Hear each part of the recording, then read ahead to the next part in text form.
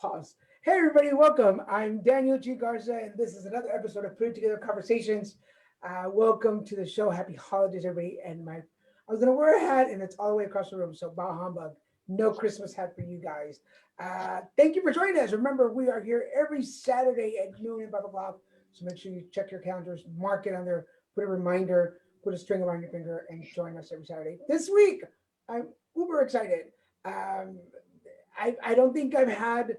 Since I started the live stream, for those of you that have been following me for the last 8 years, know that it's always been audio. And usually, just this year for the lockdown, we started doing live streams. But I've only had one guest at a time, and I haven't had this many people. So it's exciting. I feel like it's already Christmas for me. How are you guys doing? Welcome. We are doing well. Misfits. Hi. Hi. Hi. We're good. I feel like I should give a cue. That's your cue. How you doing, guys? Welcome to the show. Doing well, thank you. Thanks for having us. Yeah.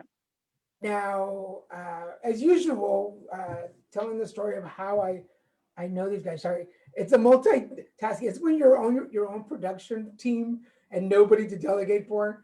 I'm trying to talk and push buttons and do stuff, but backstory of how I know those four misfits. Doug, Kayne, and I are LA Comedy Connection alumni. So I know you since 2009. Yeah, that just made me feel a lot older than I necessarily wanted to. Yeah, we were performing together on Sunday nights, many moons ago. 13, 14 years ago. And then we did the summer camps together.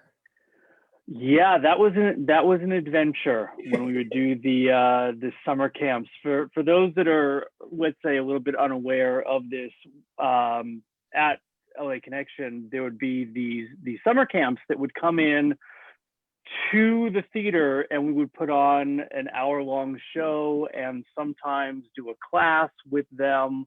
Occasionally we'd go to their place, and we were just kind of on Sunday nights in the, what was it called? The JV group at that time. Yeah. Sunday Funny Sunday. I don't even remember what the ranking system was there.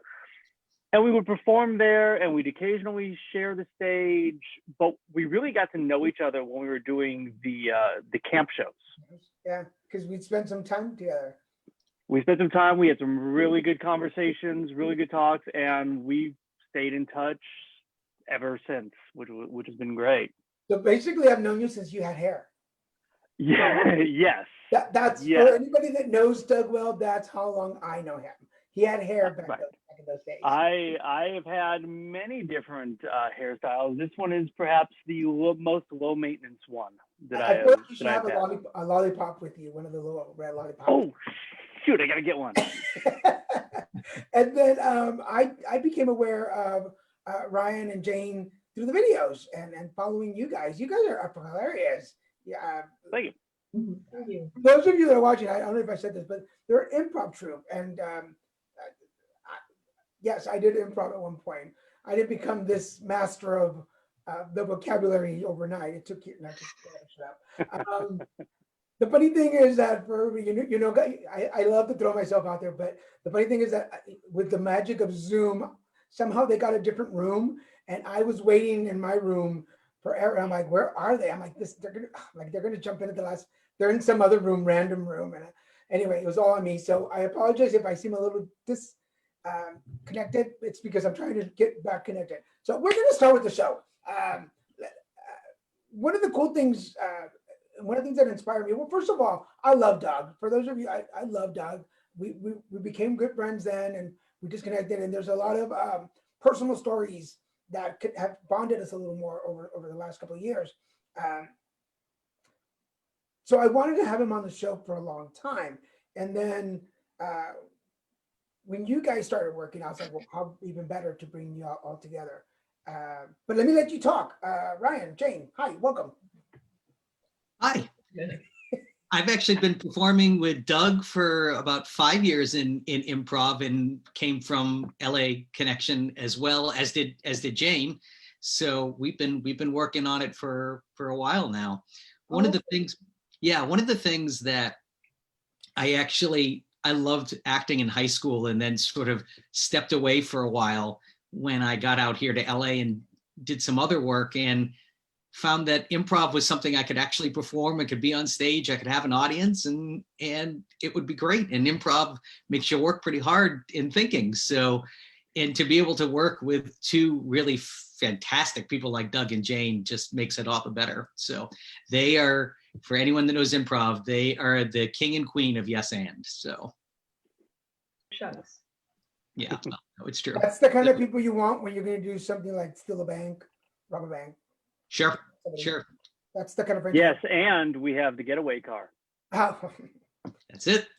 As long as somebody has a driver's license, you're ready to go. You're good to go. And everyone's wearing masks, so nobody's gonna be like, hey, It's vicious. This is where you don't want like really weird hair to happen, because then people are like, yeah. Doug nails it then. Doug definitely nails.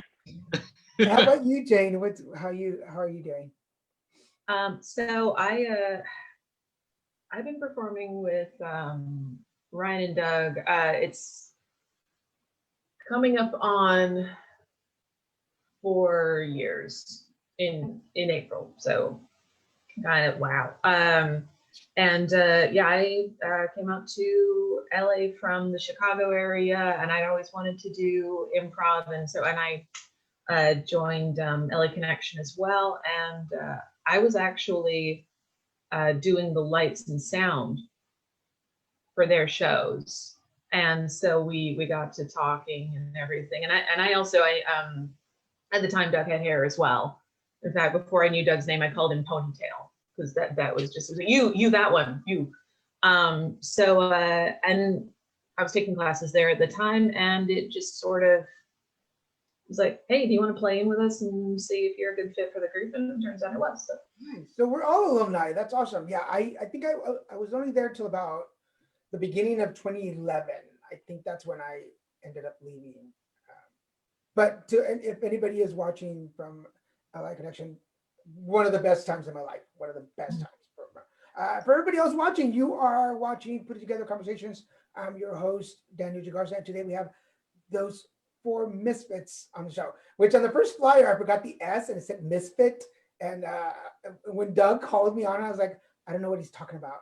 And then I had to really look at it again. I'm like, oh, S, okay. So remember, guys, if you're watching us and want to enter the conversation, join the conversation. That's what the show's about. But you got to go into the full thread. Go make sure that it's the thread with the black background, so you can enter your questions or your comments, and I will make sure that my guests know about that. So because the show is put it together, I want to know, this is really a put it together story. How do you guys put it together? We do meet every week via Zoom. Those 4 misfits itself formed throughout the course of the pandemic itself, and we decided we wanted to really stretch ourselves. We wanted to do a lot of sketch work. We wanted to do some writing. We wanted to just sort of have a little bit of fun, sort of pushing our own boundaries, working just a little bit. And so we each bring to the table our own individual sensibilities, our own individual senses of humor, and we really have a nice spirit of collaboration. It's the goal of let's make our various sketches the best they can be. And so Like, for example, the last sketch that we just aired, sort of our ode to COVID, as it were. It came from Ryan. Ryan had this idea. He's like, let's see how COVID is very similar to the movie Jaws. Yeah, I was about to say that's the Jaws one, right? That's the one. Yeah, it's the Jaws one. And so he wrote it up. It was we like instantly fell in love with it. And through the spirit of collaboration, we were able to hone Ryan's idea on this to something that we were really proud of, and we had a lot of fun doing. For those of you, remember, we'll be posting this stuff on the page. You can check it out. But they did a COVID version of Jaws, and I was what caught me. I'm not a big, huge Jaws fan, but what caught me was I was wondering if you were going to, and I'm not going to say everything because I want you guys to go watch it. But there was the glass part. I was like, I wonder if they're going to do that, because that was like, was it 3? Yeah. Like, yeah, right. That was like a climatic moment in the movie. Y'all have to go watch it. You have to go watch it. All right. How about you guys? Well, I actually wanted to hear more, like, because it's a put it together show. Like, what got you guys individually to where you are now? Who wants to start? I think we just knew that we worked incredibly well together, and that our sensibilities were really good, so we could be able to play off each other. I think we play off each other really well. When you watch us on screen, you can kind of see that even when we're arguing, we like each other as actors and as friends. And I think that's been really great. And one of the things was when I wrote Jaws, the COVID scene, I wanted the feedback. I wanted them to change it and make it better. And that's what's so awesome, is that we're all willing to contribute with one another. And that it goes from being this little idea that I had in my head to everybody coming together to make something that we were really proud of. And I mean, how great is that, right? And if you can, I've always said this, if you can make somebody smile every day and make someone laugh, especially in the world we're living in right now, I mean, that's pretty great. That's probably why I have mirrors all over the house, so I can make myself laugh every day. I'm going to start with Jane now, because you said you came from Chicago. Yes. Wait, hello, Chicago. We have a lot of friends in Chicago. Hello, Chicago. Is it it's actually quite an improv hub. I'm sorry. Go ahead. So sorry, there's a delay, so I couldn't hear. Yeah, I come from the Chicago area. Yeah, which I didn't realize until I moved out here. It was like, oh, there's actually a lot of improv there as well. It was like, oh, well, the weather's better here, and but yeah, I wanted to be part of an improv troupe since I was probably about 15, like watching so 10 short years ago, when I was watching like Who's Line and stuff like that. So it was it really was incredible to arrive at that, and then now to push it with improv and with sketch. And we have this idea of we're striking the balance between we're having fun and we're laughing at what's funny to us, but we also want to be conscious of the fact that it's like we are asking people to spend time watching us, so we do want it to be like we want to put effort into it. So I think it's sort of finding that medium where it's like with the glass thing. When we were editing that, I'm like, if people have seen Jaws 3, they know why this is happening, because otherwise it's just, yeah, exactly. It's like if people aren't familiar with it, they'll look at me, what? But if they are familiar with it, then it's like, so they could get something out of it either way. But yeah, it's about having fun, and it's about making other people smile, as well, as Ryan said. So was entertainment and your eyesight from young, like even before you were watching improv, was entertainment?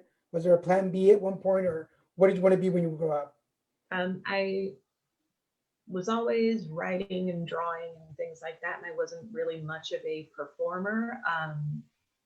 And I don't know exactly when it switched. It's possibly in earnest it did when I went to Chapman for school, and that's primarily a film school. So it's even if you're not majoring in film, your roommate or your friend or your classmate is like, I need someone in my movie. Can you be in my movie?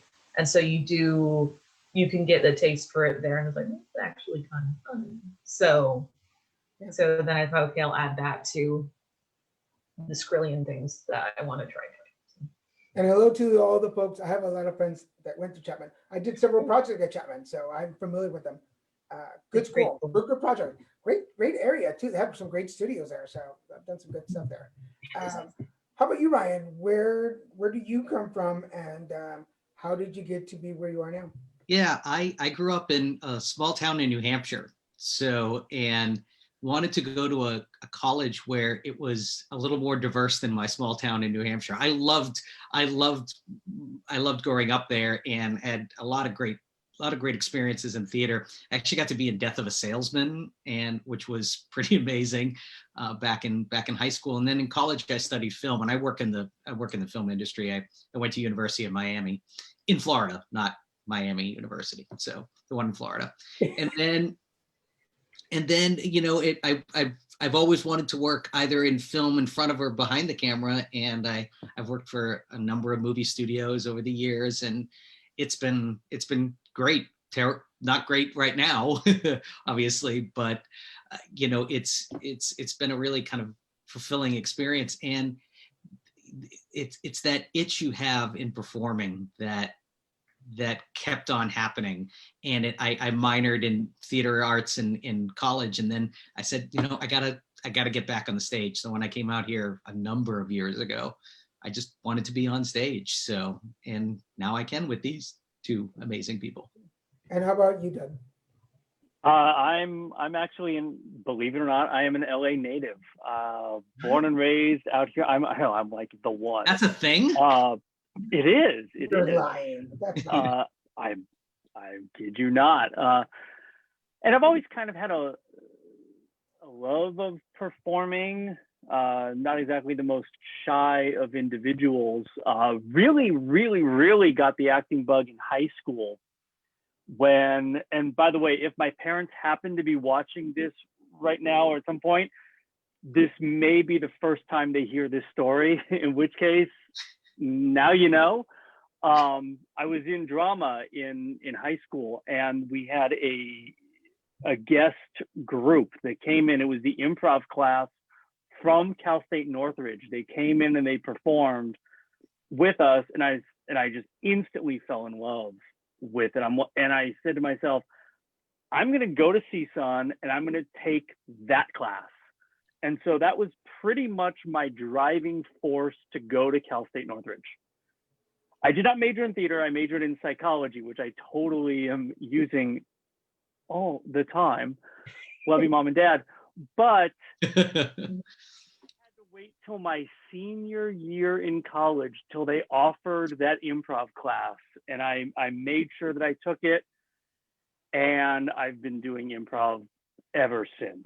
We had a group that formed out of that class, and I was a part of that group for over 10 years. And then I transitioned into LA Connection, where I met you, Daniel, and I was there for 10 years.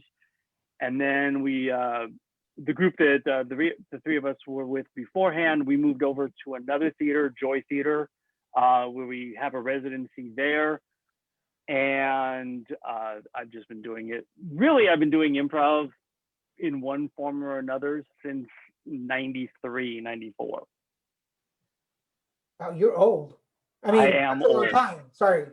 No, I'm the beard doesn't lie. I am old. The gray is there. Yeah, if I let my hair grow, it would be a lot more salt and pepper.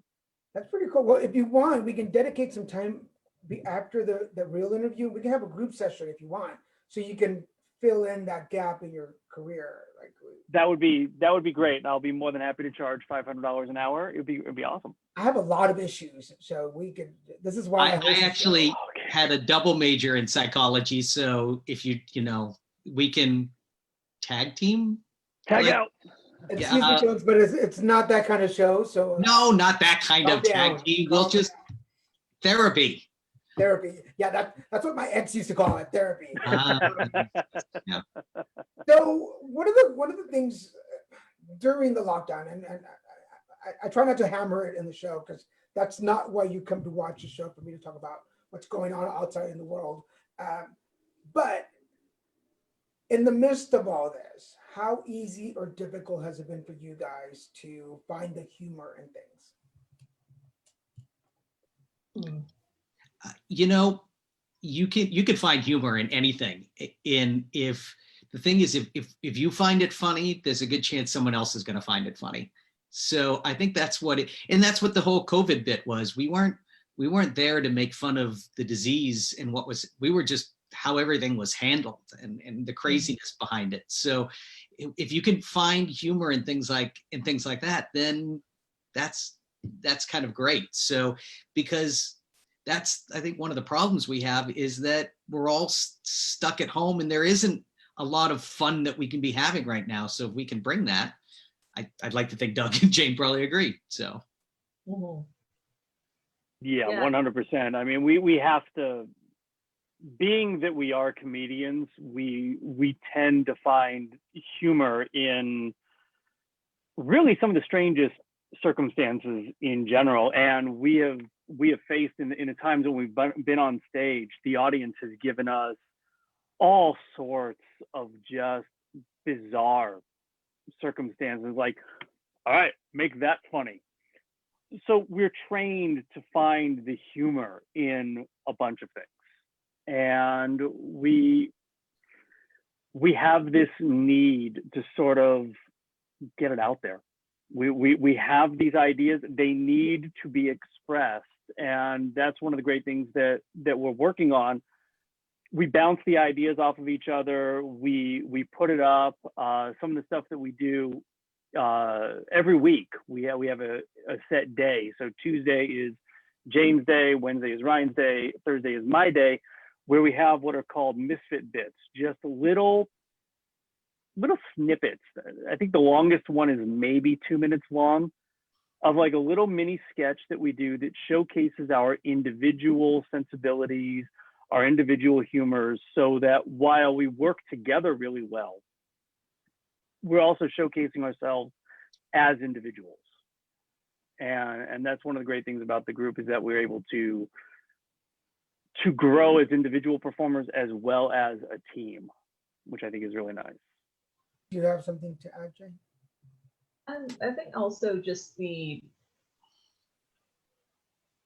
where the improv comes in handy, even when you're doing something that you're scripting a bit more, like for our Misfit bits, not having props on hand, or not having costumes so much, or just having a select few and go, so like I have a shark costume just for reasons.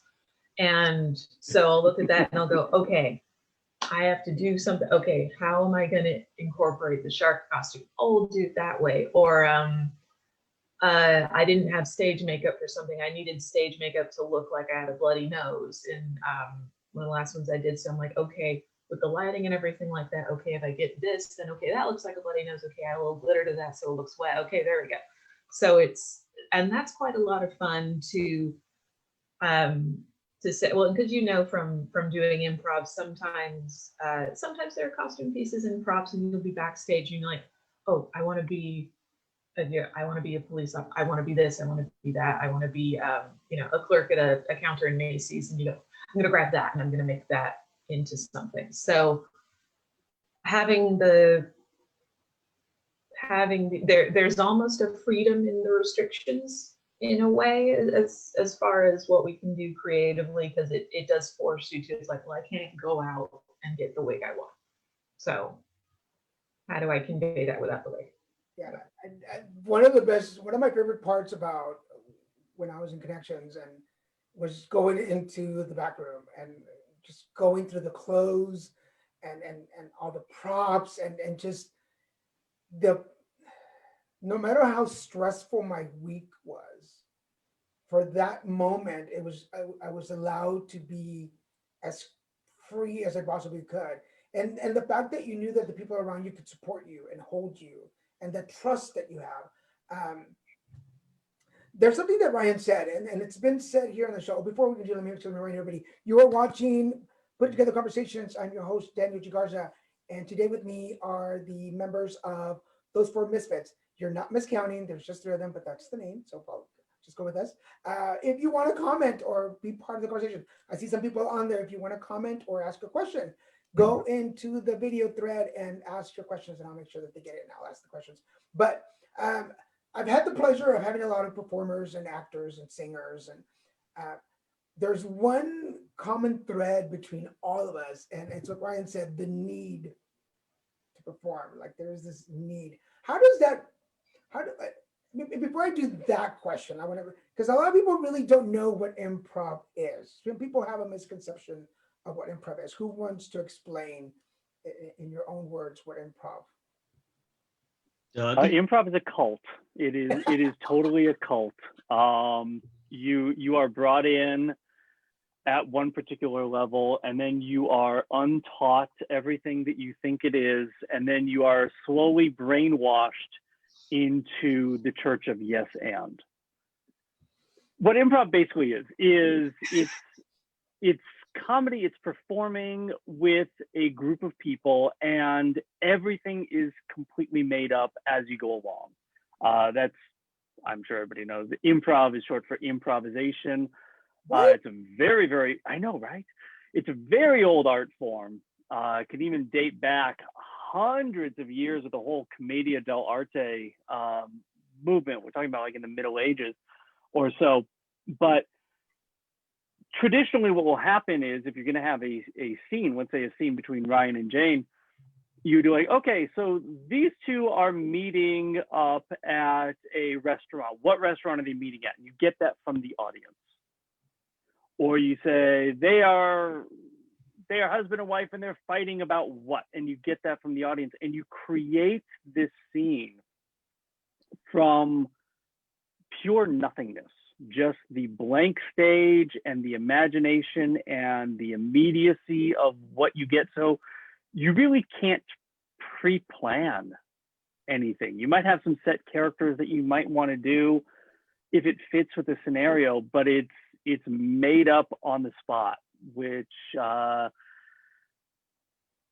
every so often you'll have, for example, scripted things that it's like, okay, they clearly rehearsed this. Oh, they know where the laughs are going to fall. We have no idea where the laughs are going to fall. Let me tell you, folks, when I was doing improv, there was nothing up here. Nothing. From start to finish, nada. I would go in there, nothing.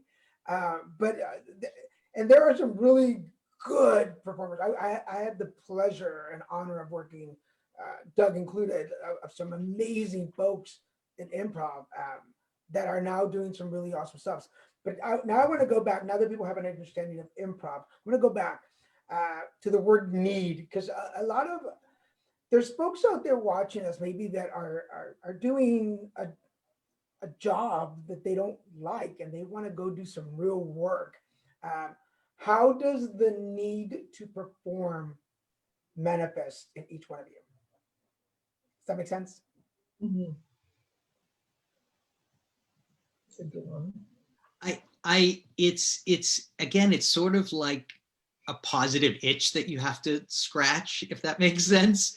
And it's this idea of, again, I said this before, it's the idea of bringing joy to someone's life. Mm-hmm. I do a lot of volunteering as well on outside of work, and if I can help someone get from A to B, as to not feeling well to feeling better, I mean, that's great. And if we can all work together and create joy in someone's life, I mean, that's where that need comes from, is being able to just be on stage and take all the shackles of what's been going on during the week. And, you know, Doug has said this many times, if you're sweating at the end and you're exhausted at the end of your improv show, then you did it right.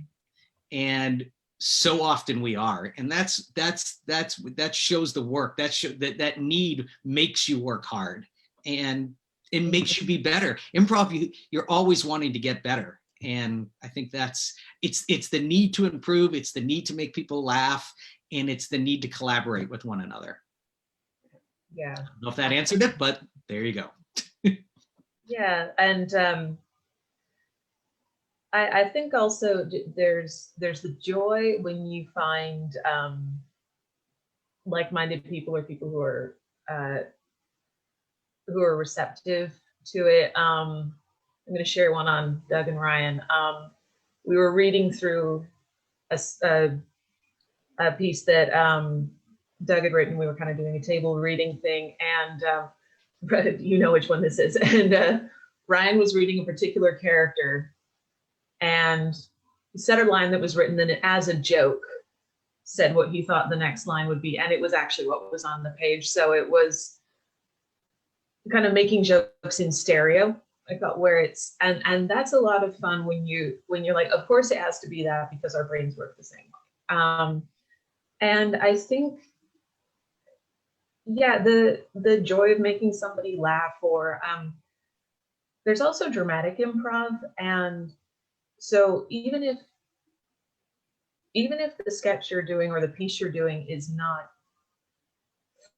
funny, if people are captivated by that, even if they're driving home and they're going, oh my God, that thing about that husband and wife, like I wasn't laughing, but I could not stop watching that, then that's really powerful as well. So if people come away from it not feeling anything, then that's a sign that it didn't work very well. So I think, yeah, letting people process something either through laughter or through it, through the honesty of the emotion involved. So do dramatic improv a lot, but that's very rewarding too. Yeah. Doug? There's a little bit of a selfishness to it as well. It's the whole thing of how the performer feels while doing it. And the only way I can really sort of categorize this is it's fun. You know, we get to be on stage and cause the people to laugh, and they're laughing because of us. If it wasn't for us, they wouldn't be having this moment, but we also get to share in that as well. And there's the giving aspects to it. The theater that we perform with, Joy Theater in Sherman Oaks, Janice, who runs the theater, is very much about giving, very much about we are giving a gift to the audience, where there is something said to that. But let's be honest, it's a gift to ourselves as well. I mean, even if it's to an audience of one, and we've had these shows, and sometimes they've been a lot of fun, where we have that audience of one, but we've made their week. And so it's rewarding. It's rewarding to us also. We can make others feel better. We can make people forget, let's say, the bad times, but we're doing it for ourselves also. Let's just be honest about this. We do it because we enjoy it. And we have that inner sense of, I have to do this not only for others, but also for myself. Yeah. Aspect to it. I don't know if that makes sense. Yeah, because I remember when we would go to the schools, or when the kids would come to the theater, there was a sketch that we would do, and I can't remember the name of the sketch or the improv, but where there were objects, and I would leave the room. It was always me leaving the room. Now that I think about it, wait a minute, why did I leave? Wait a minute. That was the part you picked. Yeah, but I loved having to guess what the objects were, and then there was this, I can't remember who the guy was that we performed with, but there was this big tall guy that was there. Anyway, and I would never get them, just for, and I never guessed them. Maybe I guessed 1 in 100, but there were these, like, you form these little characters and you know what you're going to do. And the kids would crack up and me trying to guess and just sweating that I couldn't get it. And you're right. There is, I mean, everybody, I've said this on the show, I only have my shows because I love the attention. I don't care about my guests. They can just come in now. I mean, not you guests, the other guests. I don't care about the other. We're special. but there is this need to want to share, and you find a way to do it. Another question that I have is, it is always said that stand-ups, comics, improv actors, uh, we are here because of tragedies or hardships in our lives. Like, is there something that has pushed you to want to be funny? Does that make sense? So I guess mine was one of the reasons why I did acting so early in my life was that I was struggling with coming out, and I could play somebody else, and occasionally you could be that somebody else that you actually thought you were. And so acting allowed me to kind of step away from all the kind of figuring that part of myself out and then being able to put that on stage. And that's, so I don't know, there wasn't trauma. I guess there's always trauma in coming out because you're trying to figure out who you are, how you fit into the world, are people going to accept me and things like that. And there's a lot of acceptance in acting from your colleagues, and that helped me through the process to eventually get there. And then I could use that sort of struggle that I had gone through to be able to bring that out in performances that I've had, both serious and funny. So that's what it was. I always felt that I was putting on a different face in my real life, and I could try to be a little more myself when I was acting until I came out, and then they could both kind of be the same. That's cool. So. How about you guys? Kayne, you want to? No? All right. You take it. All right, I'll do it. It's growing up, I was I was like always the shortest and the skinniest kid. And I mean, the things you'd hear about, the shortest and the skinniest kids, they're the ones that would get picked on and so on. But the acting itself is a chance to, as Ryan kind of put it, it's a chance to be somebody that you're not. You get to act out those kinds of things that you wish you could do. I'm not necessarily somebody that likes to engage in a small talk. I'll be like, okay, this is the point of the conversation. Let's get to this. And yeah, I've gotten better sort of at that, but there would be times I would just be sitting there and just listening to what people are saying. It's like, okay, all right, okay, I'm here, I'm present within, I'm watching the conversation, but with the acting, you get to be sort of that acting or active participant. You get to control what you're going to say, what you're going to do. And with comedy, especially with improv, you get to do and say those things you normally would not do or say. And we have done some very, very strange things on stage. As you guys watching will find out, not the strongest of singers. One of the sketches that we're working on, I'm not the strongest of singers. But man, let me tell you, when we're on stage, I don't hold back. I will just belt things out, much to the amusement sometimes of ourselves. More often than, you see the audience going, he thought he hit that note, didn't he?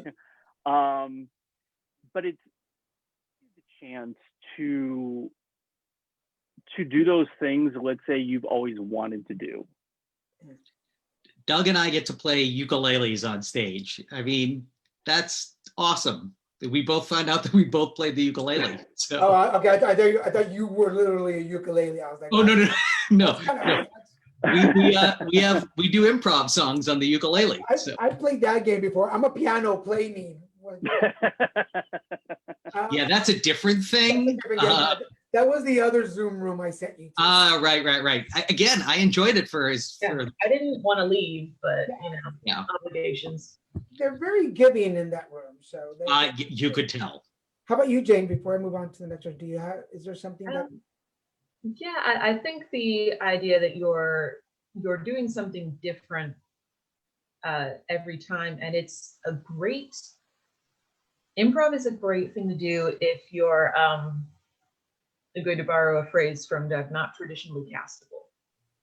So it's I look like this, and I'm taller than average for a woman, so I don't really fit a lot of casting notices and things like that.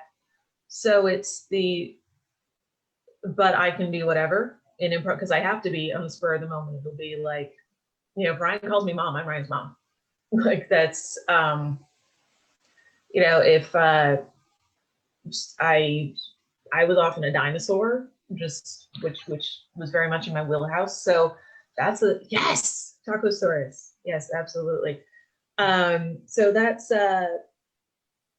that's very freeing, and I think it really does. It gets you out of your, it's so cliche, but it gets you out of your comfort zone. It sounds cliche coming from me, because it's like, well, I don't know if I can do a Finnish accent. It's like, you're about to find out if you can. So, and you have 2 seconds to figure it out. So you have to become comfortable with screwing up, which is very difficult for me, for other performers as well. But just knowing as well that the audience wants to be entertained. Most of the time, they're not there ironically, dance monkey. They want Chef my amusement. They want you to do well. They want to have a good time. So I think it's been my rambling way. I'm getting to that. It does make you have to access that part of yourself that's like, oh well, here we go. And if it doesn't work, then it didn't work, and I try again next week. But that's definitely, I think, one of the first things. I was fresh out of rehab when I joined my first improv troupe in Houston before I moved to California, and I was a new person. I was clean and sober for 3 months, 6 months about when I joined the group, and I needed something new in my life. I needed to find out who I was, and improv was a great way to do that. I was already doing a little bit of acting, but improv was like, let's step in there and find out what's in there. And improv gave me a chance. And doing improv, for those of you, there's a little trivia for y'all. Improv was the first time I kissed a woman on stage since I was in high school. There you go. And improv was the first time a man kissed me and grabbed my butt on stage. So there you go. And just one day I'll be famous, and these stories will be so valuable to you people. There is a question. Jax Hopkins is asking a question on the thread. Is there an improv performance protocol to be followed that determines how a scene should be played well? Well, I think Yes. Yeah, I think the idea of this, we have a thing called CROW, character, relationship, obstacle, where, and making sure that that sort of information comes out early. Who are the characters? What are their relationship to each other? What are they trying to overcome? And where are they? Once you've got those 4 ingredients, I literally had to count to make sure CROW was 4, and then the scene can go on, because you've got sort of the basics, the foundation for the scene. So, and then you can build the rest of the house of the scene. I think that's, Doug, do you care to elaborate more on that? Yeah, there's I guess different levels of the way that you can look at it. When you're starting out doing improv, surviving the scene and honoring what the audience gives you, that is the important part. When we get to the point where we are, we're like, okay, did we advance the scene from point A to point B to a logical conclusion?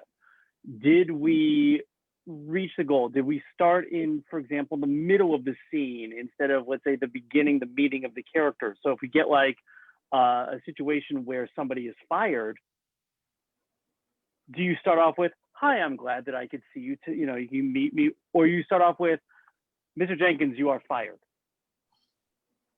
Because that's a more interesting beginning. And these are done through trial and error. Did we honor what the audience gave? Did we create fun characters? Did we progress the scene from a point A to a point B? Did we have fun? Did the audience enjoy it? You know, these are things when we break the scene down afterwards, we're like, okay, did we meet this kind of stuff? And did we throw things in just to be funny? Or did the humor come from the scene itself? Yeah. And that's kind of where you're taking things, let's say, as we see it, to another level. Did we stop trying to be funny, and did we just honor what we got from the audience, the gift that the audience gave us? Did you want to add anything to that, Jane? I would say with Crow, there's some schools of thought on how many lines should it take to get there, and it depends on the length of the scene and what you're trying to establish. But say say Doug and Ryan are on stage and they've started with space work and they're digging. So it's like, give us an activity, and this is digging. So they're digging, that could be they're gardening, they're grave diggers, they're pirates, anything like that. And then Ryan turns to Doug and says, I can't believe you buried grandma with her ring on. Like that. And so it's like, okay, they're in a graveyard, they're brothers, and they're digging up their dead grandmother's ring. Which says a lot that was the first example I thought of, but that's in one sentence. It's like, okay, that's the scene. We don't have to be like, well, how are they related? What are they doing? It's like, and it also tells you what these guys are like. So, and then you can go from there. Yeah, because if you dance around as Doug said, the like, come on in, how are you doing today? Or the wife and kids, it's like the audience knows the guy's about to be fired. They knew that before we did. So anyway, that's I remember the early ons of me attempting, and they were like, okay, you started. I was like, and the only thing, the first thing they told me was trust that what you throw out there, they will catch. Just trust it. Put out as much as you can in a sentence, and somebody will follow you. And then it was just a matter of trusting the people that I was with. But we have to admit, there are people who like immediately, because I remember being on stage and throwing something out, and the other person going totally, and you're like, where the hell are you going? And then now you're running to catch them. Like it's like a kid like somebody in a wheelchair going downhill. Now you're just trying to catch them and see if you never mind, just get run over. I don't know where you're going. So is there anything particular that you've learned about yourself in your journey in improv?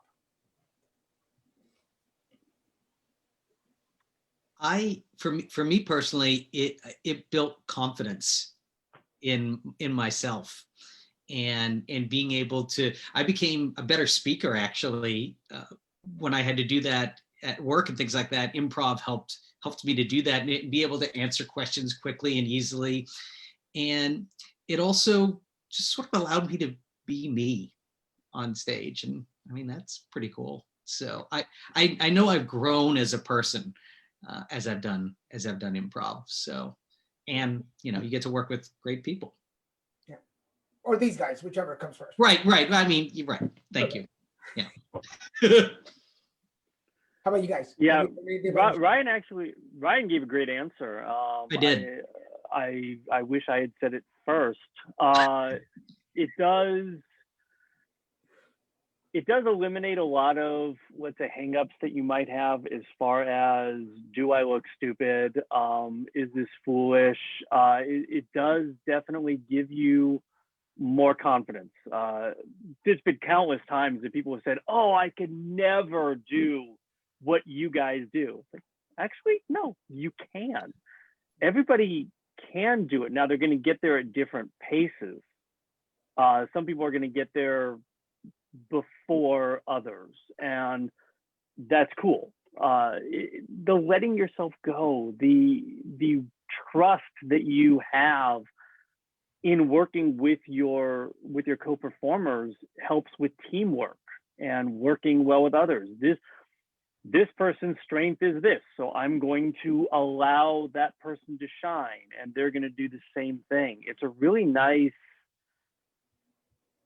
collegiality. It's teamwork. It's growing with trust. It's gaining the confidence, as Ryan said. It's everything that Ryan said, plus to an nth degree, all sorts of other things. It's I know it sounds very cult-like, as I mentioned before, but Kool-Aid? Yeah. Oh, thank you. Yeah.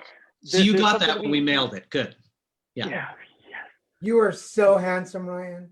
So Well, thank you. It is working. It- It's definitely working. Then keep drinking. how about you, Jane? Is there something you learned about you? I think, yeah, you do learn that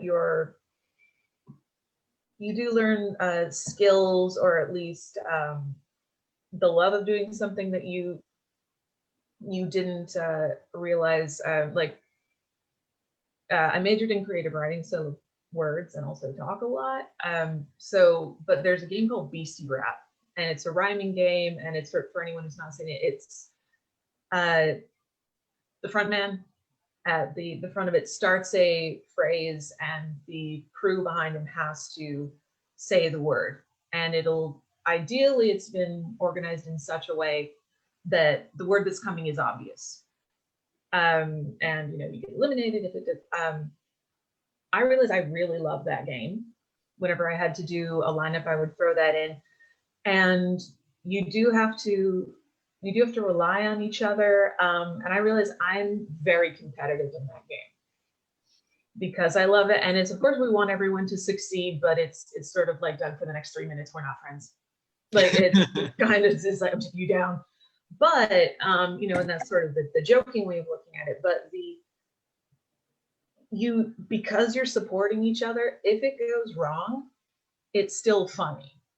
So like if Doug wins, I'm actually, oh, that was a great win, though, you deserved that. So I think being able to apply skills that you have or loves that you have to new situations, that's very rewarding. And I think a great example was Ryan was given Gonzo to do. It's like, you have to be Gonzo. It is on film. We're in the scene together, and we're both like, and I'm looking at him because we can tell he's like, I don't know if I can do Gonzo. And then there was this beat, and then he did an awesome Gonzo impression, and I couldn't even hide it. I was just like, just so it's. I think on the one hand, it's pushing each other, I suppose. Anyway. Pretty cool. So we're running a little bit over. You guys okay? Another 15 minutes? Are you good? All right. Yeah. Cool. I warned them now, but I did tell them before we started the show, like we might go over because there's 3 of them.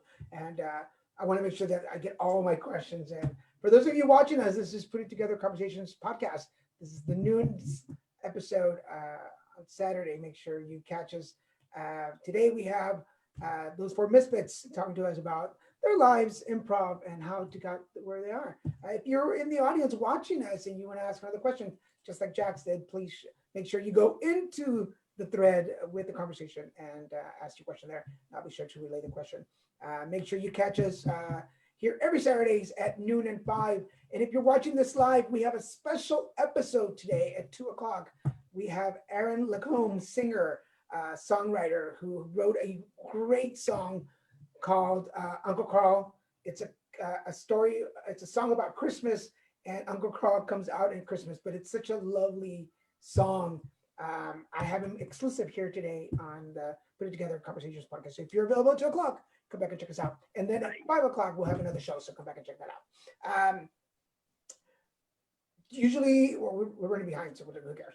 But I like for my guests to share some words of wisdom with the people listening. And we have, I tend to get messages from younger folks or people who want to try. You know what? I have another question before I ask mine. How important is generosity towards your fellow player key to a good scene and a cohesive troupe? Did that make sense? Extremely important. If you're a selfish performer and it's all about me, your job is to make me look funny. the scene might be amusing, but people aren't going to want to perform with you. If you go into it, like I like to liken, for example, Abbott and Costello, who I absolutely love. Love Abbott and Costello. The Who's On First routine, in all reality, you can listen to it once, you can listen to 100th time. It is just as funny the 100th time as it is the first. Costello wouldn't be anywhere without Abbott. You need that straight person. You need the person to set the other one up. And so if you know that somebody excels at something, it's the whole thing of, I'm going to let you shine. Mhm. This is your opportunity. I'm gonna toss the ball up. You go ahead and hit it out of the park. And that's when improv works really well, when it's a well-oiled machine and you're giving your other performer a gift. You're making it so easy for that other person to shine. And reality is, and this will go for the selfish performers, if you let your partner shine, you look good. Because they're not going to remember, let's say, necessarily the individual stuff. They're going to remember, oh, this scene was great. It was great when. And there are times I've had shows where I could do no right. It's like every single thing that I would say, every single thing I would try, would land like a lead balloon, and they used to bother me. And now I'm like, okay, it's not my show. My job is to make them look good. And it turns out that's actually kind of fun. Yeah. And I had plenty of shows. There were some people that I got to work with. And by the way, I have, for those of you watching, I have some videos of my time on LA Connection. I'm not sure if Doug is in any of them, but I'm going to go through the vault and find them. And if I do, make sure you come back to Put Together Conversations on Facebook and check them out. I will post them there. But you can go to my YouTube page. Shameless plug. Go to my YouTube page, Daniel G. Garza, and find them. And you can see, go to the very end. You have to go to the very first videos, and you might find, no, you're not you might, you will find old videos of improv that I have there. And I think Doug must be in some of them because we performed. I'm in a couple of them. And so with hair. I'm in. Yeah, and you can see why I fell in love with him then. I don't know now, but then I was like, oh my God, this dude. Things have changed. I moved on, whatever. But part of the tradition of the show is to share some words of wisdom with our watchers and our listeners. So let's start with Jane. Jane, what words of wisdom do you have for anybody out there? And it doesn't have to be necessarily entertainment, just your wisdom. I would say if you love it, keep doing it. And yeah, it's because if you're able to, and if it's improv or writing or anything, if you know it's what you want to do and that you have an aptitude for it, even if it's hard, keep pushing. And but also to know if even if for a while you thought, oh, I want to be a screenwriter, and you realize it's not really your passion anymore, then pivot to something else. It's, you just do what you know you're supposed to do, not what anyone else says you're supposed to do, or what you 5 years ago thought that you were supposed to do. And find people that you trust, who will support you, but also they'll be honest with you about what you need to improve. These two are with me. And because that's the kind of person who wants what's best for you and wants you to succeed at your chosen path. Right. I have a line that I say for a bunch of things in life, whether I'm doing my volunteering or it's an improv or it's just with people that are trying something new. It's, if you take a risk in life, sometimes good things happen, Sometimes bad things happen, but if you don't take a risk, nothing happens. And Blanche Devereaux from Golden Girls said it, so obviously it's complete words of wisdom. So yeah, everyone that's watching should write that down. But that's the thing, you know, when you take a risk, who knows what's going to happen? But if you don't, then you're never going to know. And I think life's always about taking that risk in something. In improv, every time you perform on stage, you're taking that risk. And maybe it'll pay out, maybe it won't, but you gave it your best shot. And that's honestly, if the last moment in your life can be, you know, I took the risks in my life where I needed to, and you know, a lot of times it paid off, and I'm happy with how it turned out. I mean, that's what I want to be able to say when it's hopefully a long time from now. Okay, yes. This is not like he's not saying goodbye to us or anything. No. Yeah. Everybody like, where is he going? No. I just drank the Kool-Aid. You can't leave me. No, now. I know. We need you, Ryan. We need you. How about you, Doug? I'm going to, and really, you're going to hear a lot of repetition in general, but I'm going to borrow from one of my all-time favorite philosophers, the Jedi Master Yoda. Do or do not, there is no try. You just got to do it. The worst thing that happens is it doesn't go as well as you thought, but you give it that shot. Pivoting with that is the quote that has been attributed to Michael Jordan is, you miss 100% of the shots you don't take. You know, you give it a shot, and people reach this at different levels. I'm 48 years old, and I'm like, look, I don't want to sit there and be like, oh, I wish I'd done that. You go with I'm glad I did that.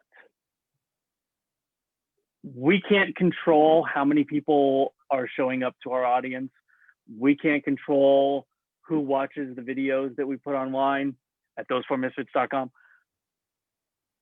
But we can control publicizing, we can control doing it, we control what we can, and at least we can look back and say, I did that.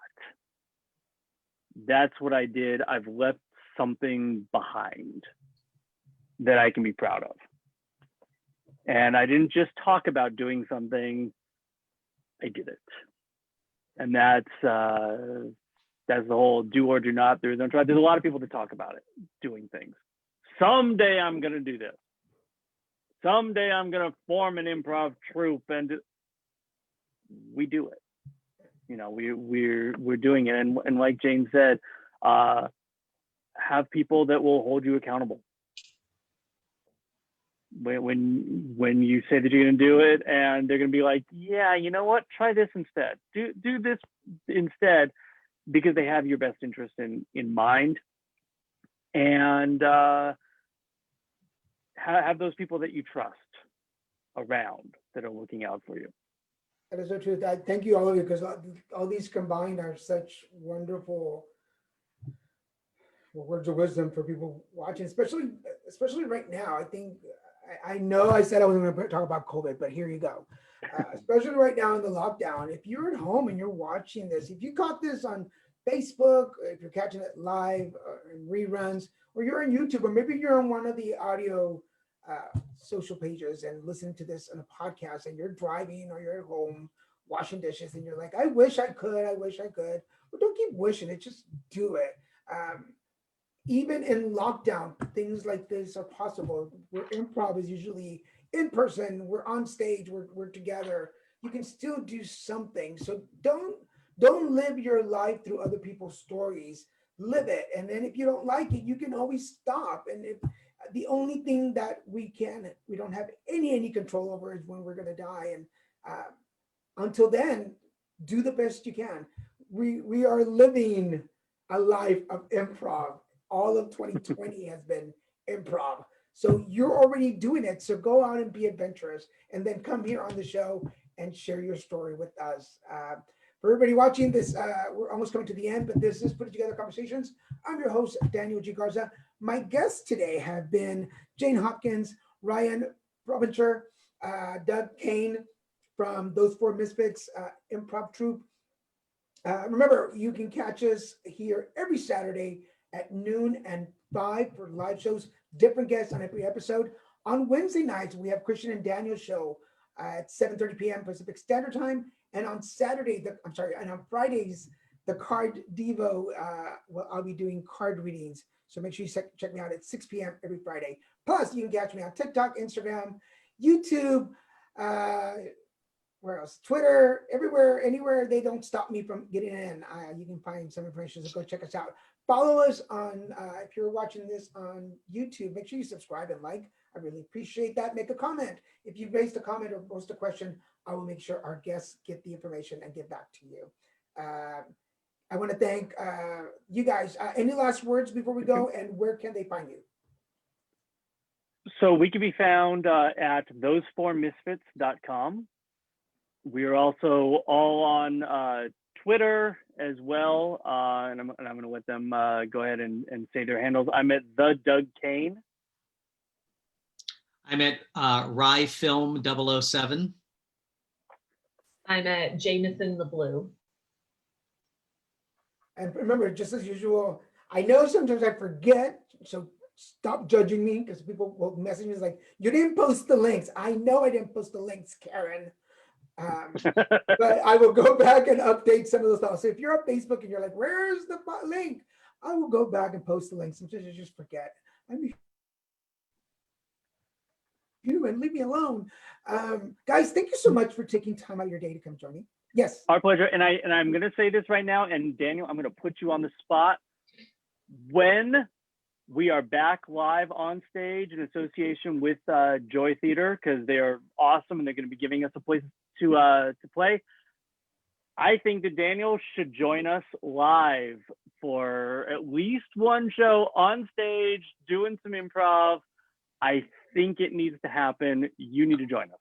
I think a reunion is due. Yes, I am. Of course, I'm still there. Thank you. I'm honored that you even asked. Of course. You need to be our fourth Misfit on that night. Oh my God, I've never been a Misfit. It's like it's a Christmas miracle. I finally get to be a Misfit toy. I am saying now. I'm saying it right here. And by the way, those of you that are watching this, whatever, you should show up. You should watch him live on stage with us. It has been way too long since I've shared the improv stage with you. I think you need to join us.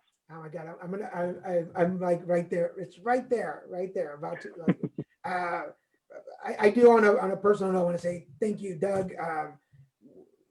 You became a great friend when we were working together, and I left abruptly. I won't share all the story, but I left abruptly, and I didn't say goodbye to anybody at Connection. And I really regretted that I left without saying goodbye to all the folks, because I really had fun working with a lot of people.